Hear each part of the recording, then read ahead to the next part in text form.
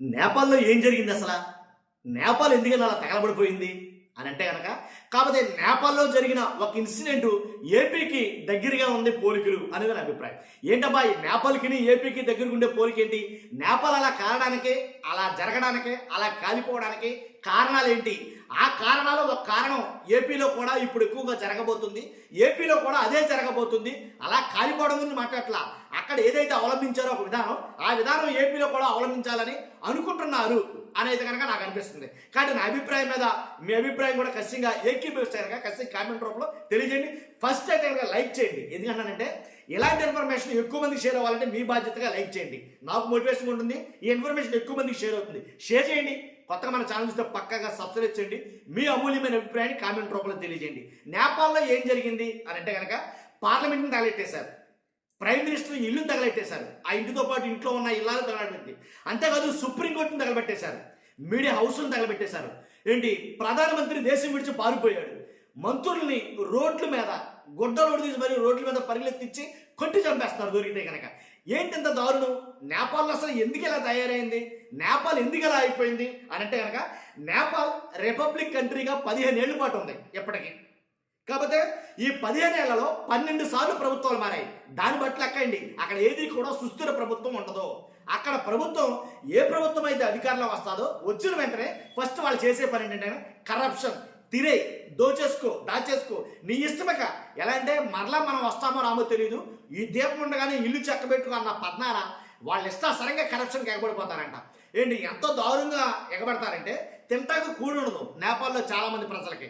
చాలా కరువులో ఉంటారు. అండ్ కానీ నేపాల్ని పరిపాలించే ప్రభుత్వ అధికారులు కానీ నాయకులు కానీ వాళ్ళు మాత్రం విందులు విలాసాలతో ఊరేగుతూ ఉంటారు. ఇది నేపాల్ పరిస్థితి. కాబట్టి నేపాల్లో ఎప్పుడూ కూడా ప్రభుత్వ వ్యతిరేకత అనేది ఉంటానే ఉంటుంది, ఏ ప్రభుత్వం వచ్చినా. అందుకనే రిపబ్లిక్ కంట్రీగా ఏర్పడి 15 ఏళ్ళు అయితే 15 ఏళ్ళలోనే 12 సార్లు కొత్త ప్రభుత్వాలు ఏర్పడ్డాయని దాన్ని బట్టి లెక్కేసుకోవచ్చు అక్కడ ప్రభుత్వం తీరుతెన్నులు ఎలా ఉంటాయి అనేది. అంతేకాదు వాళ్ళంతా ఒక ఎత్తు అయితే కనుక ఇప్పుడు పరిపాలిస్తున్న కేపీ ఓలీ ఎవరైతే ప్రధానమంత్రి ఉన్నారో కేపీ ఓలీ, ఆయన మరి దీనికి ఇంకా ఆపోజిట్ అనమాట. ఎలా అంటే ఆయన చేసిన పనులు కానీ, ఆయన తీసుకొచ్చిన సంస్కరణలు కానీ, ఆయన అవలంబిస్తున్న పద్ధతులు కానీ ఏది నేపాల్ ప్రజలకు నచ్చలేదు.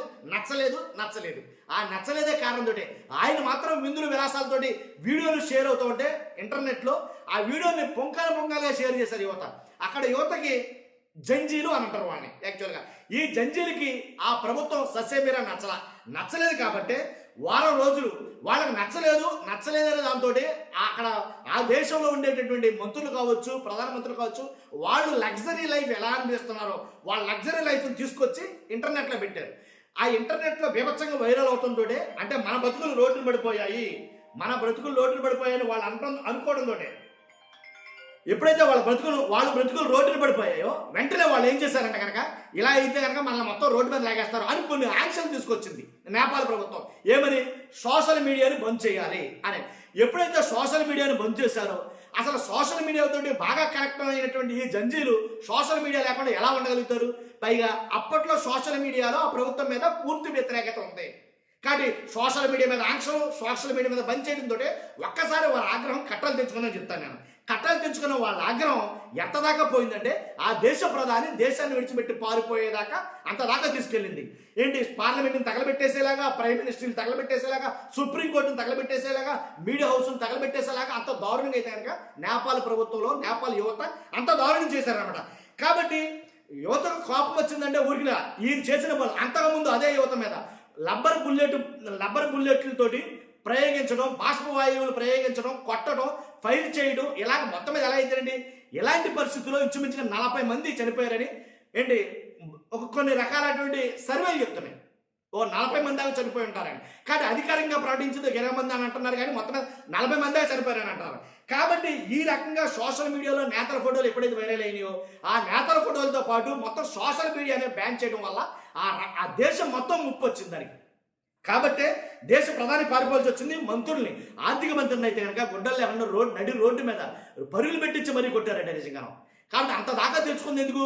వాళ్ళు చేసినటువంటి పనులు ఏదైతే వాళ్ళు చేస్తున్న స్కీములు కావచ్చు, స్కాములు కావచ్చు, అవన్నీ కూడా యువత గమనించి వాళ్ళందరికీ వ్యతిరేకమై వెంటనే దాని మీద ప్రభుత్వం మీద చర్యలు తీసుకున్నారు.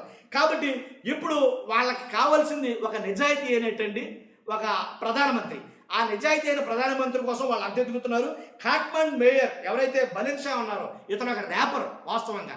ఆ ర్యాపర్ని ప్రధానమంత్రిగా, దేశ ప్రధానమంత్రిగా అయితే బాగుంటుందని ఆలోచనలో ఇదంతా ఒక ఎత్తు. దీనికి ఏపీకి సంబంధం ఏంటంటే కనుక సోషల్ మీడియా ఏదైతే సోషల్ మీడియాని ఒక దాని మీద టచ్ చేస్తే చాలు దేశం తగలడిపోయింది. అలాంటి సోషల్ మీడియా మీద ఆంక్షలు తేవాలనుకోవడం, అంటే ఆంక్షలు తేవచ్చు. సోషల్ మీడియాలో కూడా ఎవడ పడితే వాడికి ఎవడ ఇష్టాసారంగా వాడు రెచ్చిపోవడం కుదరదు. సోషల్ మీడియాలో కూడా ఏంటంటే వ్యక్తిగత స్వేచ్ఛ అనేది కొంత ఉంటుంది, ఎంతవరకు అనేది ఏంటనేది ఉంటుంది. కాకపోతే ఇప్పుడు ఆంధ్రప్రదేశ్లో నిన్న కూడా పవన్ కళ్యాణ్ గారు కావచ్చు, చంద్రబాబు నాయుడు గారు కావచ్చు మాట్లాడుతుంది ఏంటంటే సోషల్ మీడియాలో వస్తున్నటువంటి పోస్టులు బట్టి తీవ్రంగా వాళ్ళు సీరియస్ యాక్షన్ తీసుకోవడం జరుగుతుంది.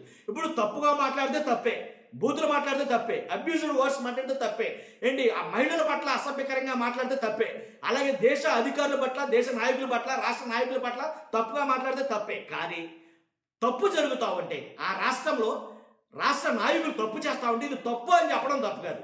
అలా తప్పు అని చెప్పినా సరే తప్పు అని అరెస్ట్ చేయడం తప్పు. ఏంటి ప్రశ్నిస్తే తప్పు అని అనడం తప్పు కాదు. అలాంటప్పుడు ప్రశ్నించడం కూడా తప్పేనంటే కనుక అది మమ్మాటికి తప్పే. కాబట్టి అంటే అరాచకం అనేది వేరు, ప్రశ్నించడం వేరు, విధ్వంసం వేరు, ప్రశ్నించడం వేరు. కాబట్టి ఎలా అంటే నీ ఇష్టానుసారంగా ప్రవర్తించాలని కూడా వేరు, ప్రజల కోసం ప్రశ్నించడం వేరు. కానీ అలా ప్రశ్నించే కొన్ని ఛానళ్ళను కానీ కొంతమందిని కానీ నిర్బంధించడం, కేసులు పెట్టడం ఇవన్నీ కూడా అలాంటి వాటికే దారితీస్తుంది. కాబట్టి సోషల్ మీడియాలో మంచి ఉంది, చెడు ఉంది. సో మంచిని టచ్ చేయకూడదు ఇప్పుడు కూడా, ఏ ప్రభుత్వాలైనా సరే. టచ్ చేస్తే ఇదే జరుగుతుంది. ఆల్మోస్ట్ ఒక బెస్ట్ ఎగ్జాంపుల్ అనమాట సోషల్ మీడియా టచ్ చేసింది. కాబట్టి చూస్తున్న మీరు అందరూ మీ అభిప్రాయం తెలియజేయండి. ఫస్ట్ అయితే లైక్ చేయండి. Thank you very much.